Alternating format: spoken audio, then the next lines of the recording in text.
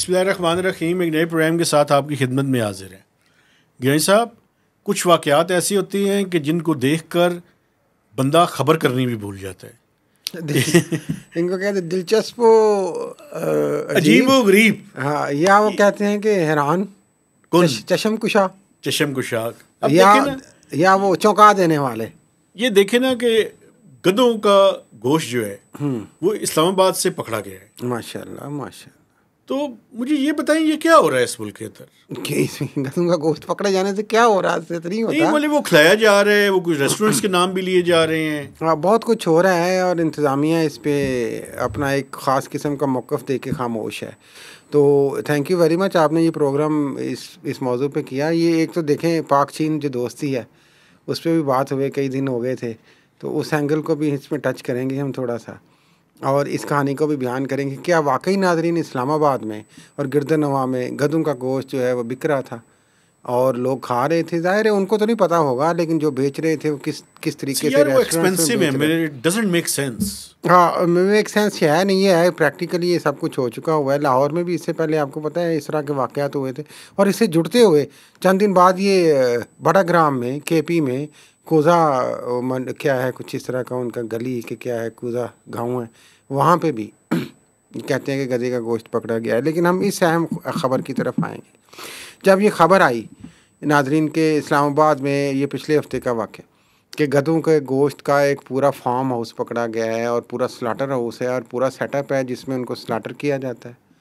उसके बाद उनका मीट बना के वो किस तरह से वेदर सप्लाई किया जाता है या नहीं, क्वेश्चन मार्क है। वो तो कहते हैं एक्सपोर्ट के लिए इस्तेमाल होता था। देखिए, वो तो सारी कहानी बाद में इसलिए बनी है ना कि जब पता चला कि वो जो रन कर रहा था सारा फार्म हाउस और स्लाटर हाउस वो चाइनीज़ नेशनल था।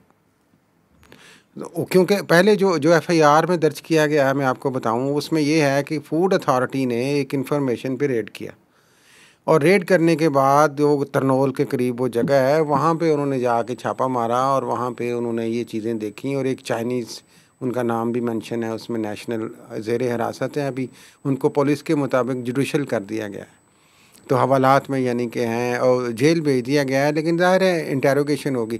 अब इसमें मज़े की बात ये है, देखें मज़े की तो नहीं है, हैरानकुन बात ये है मेहताब साहब, जो ज़रूरी है करने वाली, कि पुलिस से जब पूछा जाता है तो वो कहते हैं जी कि हमारा काम तो था, हमने दर्ज कर ली FIR, फूड अथॉरिटी के कहने पे फूड अथॉरिटी के लोगों ने ये FIR करवाई और उसके बाद हमने बंदे को जुडिशल कर दिया। अब आगे की जो इंक्वायरी है वो फूड अथॉरिटी ने करनी है। जब फूड अथॉरिटी और ज़िली इंतज़ामिया से पूछा जाता है तो वो कहते हैं DC ऑफिस के ये जी बंदा तो पकड़ा गया है, तो अब तो पुलिस ने इंक्वायरी करनी है सारी। अब ये नहीं पता कि करना क्या है। अब आगे ये भी नहीं अभी तक क्लैरिटी कि ये गोश्त लोकली यहाँ पे डिस्ट्रीब्यूट हुआ था या नहीं हुआ था या हो रहा था। वो इस पर डिप्टी कमिश्नर जो इरफान मेमन है, उनकी एक वीडियो भी आई कि जनाब ये हम अभी इस पर तहकीकात कर रहे हैं कि कहाँ कहाँ पे ये सप्लाई हुआ है या नहीं हुआ है या किस पर्पज़ के लिए था। अब ये सवाल दो तरह के हैं इसमें नाज़रीन। एक तो ये है कि ये चाइनीज़ जो हैं, चाइनीज़ नेशनल, अब मैं बड़े अदब के साथ ये बात करूँगा, लेकिन ज़ाहिर है कवानीन तो पूरे मुल्क में देखें, जहाँ पे आप दूसरे मुल्कों में जाते हैं तो you have to follow the law. तो पाकिस्तानियों को मुश्किलात पेश आती हैं वहाँ पे, अगर गलत काम करते हैं पकड़े जाते हैं। चाइनीज़ यहाँ पे बहुत सारे हज़ारों की तादाद में, आई थिंक मोर देन 60,000 एक वक्त तादाद आई थी, अब पता नहीं कितनी है, जो लोग यहाँ पे इलीगल प्रैक्टिसेस में हैं चाइनीज़ नेशनल, उनके लिए क्या सिस्टम है।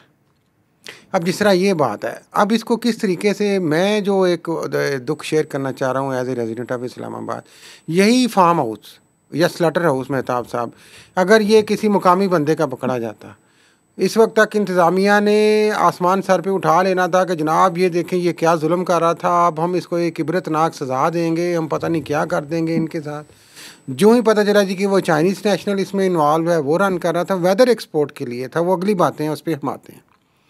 तो ना पुलिस उससे खुल के बात कर रही है, ना जनाब चाइनीज़ एम्बेसी खुल के बात कर रही है, ना जनाब इंतज़ामिया, ज़िली इंतज़ामिया, डिस्ट्रिक्ट इंतज़ामिया, DC ऑफिस, चूँकि फूड अथॉरिटी जो है इस्लामाबाद की उनके अंडर है, वो कर रहे हैं। तो ये जो दोहरा मयार है अपने या दूसरों के साथ, ये इस मुल्क में फिर रूल ऑफ लॉ और वो कब आना है यार। अच्छा, एक मैं इसमें दूसरी बात ये, वो आप ऐड कर लीजिएगा। इसके अलावा आप ये देखें कि कितने चाइनीज़ नेशनल यहाँ पे पिछले दिनों में, पिछले महीनों में सिर्फ पकड़े गए हैं, मुख्तलिफ जो ऑनलाइन रैकेट्स चला रहे हैं, इस्लामाबाद में, पंजाब में और फैसलाबाद में पकड़ा है। मत के ये क्या हो रहा है और गवर्नमेंट इस पे क्यों खामोश है, इसके बारे में क्यों नहीं लोगों को बताया जाता? अच्छा, मैं आपको एक चीज़ कहना चाहता हूँ। देखें, ये जो डंकी का गोश्त है जी, ये बाकायदा पाकिस्तान में, आप बताया कि चाइना में इसकी काफ़ी सारी हाँ, वो ग्वादर में भी एक सेटअप सुना है उन्होंने बनाया हुआ है, रिक्वायरमेंट है। तो मेरे पास एग्जैक्ट फिगर्स तो नहीं है, लेकिन ये मल्टी मिलियन डॉलर्स की एक्सपोर्ट्स हैं इसकी। ठीक है, तो एक तो इसको देखने की ज़रूरत है कि क्या वो सिर्फ एक्सपोर्ट के लिए इस्तेमाल हो रहा था, बल्कि मिनिस्ट्री ऑफ फूड की तरफ से एक स्टेटमेंट मैंने देखी थी कि जिसमें वो कह रहे थे कि एक्सपोर्ट की इजाज़त है। नहीं, वो आप थोड़ा सा आपने शायद सही नहीं पढ़ी। हमारे बड़े सीनियर दोस्त हैं अशरफ मालखम साहब, उनकी ये स्टोरी थी, जियो पे चली थी कि जनाब मिनिस्ट्री ऑफ फूड और सिक्योरिटी ने कहा है कि अभी लाइसेंसेस के लिए कुछ 2 चाइनीज़ फर्म्स ने अप्लाई किया हुआ है और वो अंडर प्रोसेस हैं। अभी स्क्रूटनी होगी, अभी पूरा प्रोसेस होगा, फिर वो देखा जाएगा। और उसमें ये मेंशन्ड है कि ये जो रिसेंटली पकड़ा गया है इस्लामाबाद में स्लॉटर हाउस, ये इलीगल था, काम कर रहा था। अच्छा, तो मैं समझता हूँ कि एक इंटरेस्ट एरिया है उनका, इंटरेस्ट एरिया यकीनन है चाइना, देखें। लेकिन अब उसके लिए जो रिक्वायर्ड प्रोसेस और रेगुलेशंस हैं उनकी कंप्लाइंस ऑफ कोर्स ज़रूरी है। ज़रूरी है, यू आर राइट। लेकिन मैं ये तो चाइना देखें, चाइना आयरन ब्रदर है पाकिस्तान का, इसमें कोई शक नहीं। पाकिस्तान की हमेशा उन्होंने मदद की है। हमारी तो चीन की हुकूमत और एम्बेसी से भी दरख्वास्त है, एज ए जर्नलिस्ट हम तो रिक्वेस्ट ही कर सकते हैं कि देखें आप भी प्लीज़ देखें यहाँ पे जो चाइनीज़ आते हैं, आप ज़ाहिर है आपकी तरफ से आते हैं, तो अगर वो इलीगल प्रैक्टिसेस में हैं तो उसके सद्देबाब का कोई सिस्टम होना चाहिए। आप ठीक कह रहे हैं। वैसे एक मैं आपको यहाँ पे खबर भी दे दूँ जनाब, अभी चंद दिनों के बाद प्राइम मिनिस्टर भी चाइना के जाने वाले हैं। चीफ साहब तो हुए हैं ना यार, तो इन्होंने जाके क्या समझ नहीं आई। वैसे मैं आपको बताता हूँ। अच्छा, आपको पता है कि चाइनीज़ के काफ़ी सारे पैसे यहाँ पे फंसे हुए हैं, जो चाइनीज़ IPPs हैं। हाँ, और भी हैं, वो पावर बिल्कुल उनके देने हैं, वो बढ़ गए हैं बल्कि सुना है। 450 अरब 435 अरब रुपए के ड्यू स्टॉकअप है। तो क्या यही वजूहत है कि हम बात नहीं करते जब इस तरह के मामला होते हैं? ऑफ कोर्स, चाइना ने कितने लोन्स आपके रोल ओवर किए हैं, तो हम कॉम्प्रोमाइज, कमर्शियल रीफाइनेंसिंग की है। नहीं, मैं ये नहीं कह रहा इस तरह की इलीगैलिटीज में क्या हम कॉम्प्रोमाइज? मैं आपसे पूछ रहा हूं, इलीगैलिटीज में तो बिल्कुल चुप नहीं रहना चाहिए।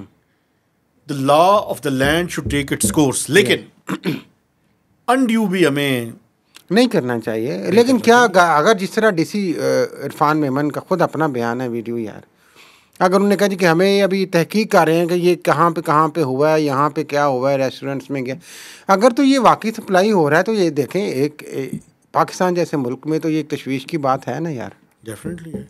और जहाँ तक आप एक्सपोर्ट की बात कर रहे थे, मैं सेकंड करूँगा, लेकिन मेरा ख्याल है अगर आपने वाकई, चूँकि हर साल डोंकीज़ की आपको पता है वो बढ़ भी जाती है तादाद माशाल्लाह। वो लाइव स्टॉक का जो सेंसस है ना, वो पाकिस्तान में हुआ ही नहीं है। हाँ, वो अंदाजों से ही बढ़ाते हैं। लेकिन मैं वैसे एक अपना आइडिया दे रहा हूँ, चूँकि आप तो ज़्यादा ज़बरदस्त रिपोर्टर हैं, इकनॉमिक एस्पेक्ट्स देखते हैं, कि अगर आप ना यहाँ पे स्लॉटर हाउस बनाए ना, और ना ऐसी कोई अभाम क्रिएट करें, तो आप उन्हें डायरेक्ट डोंकी एक्सपोर्ट करवाएं और कहें कि जनाब ले जाओ और जो मर्जी करो। यार गोश्त का कंटेनर करना आसान होता है ना। कंटेनर चीन केड़ा दूर है यार, इथों कमाल है यार। नहीं, पंजाब पार कराई जाओ तो ले जाओ। आपको पता है उसके रास्ते में अभी बाबू सर टॉप पे क्या हुआ है? वो हुआ है कुछ सिस्टम वे आउट बना रहे हैं। आपको ये भी इतला कर दूं, ये जो पंजाब का बाईपास है ना, सुन लें, ये 6 महीने से 8 महीने बंद रहता है, बर्फें भी पड़ती हैं ऑब्वियसली, और 4 से 5 महीने खुला होता है। लेकिन चलें आप फिर एक डेडिकेटेड स्लॉट्स बनाएं लोगों को, और पाकिस्तान के अवाम को भी पता हो कि ये सिस्टम यहाँ पे चल रहा है। बिल्कुल, ताकि इस तरह का भाम ना क्रिएट हो। बिल्कुल। इसकी वजह से आपको पता है लोकल रेस्टोरेंट्स के खिलाफ कितनी कैंपेन हुई। लोकल रेस्टोरेंट्स ने पता नहीं खरीदा ये नहीं खरीदा, मुझे ये नहीं पता, बट वो बढ़ गए।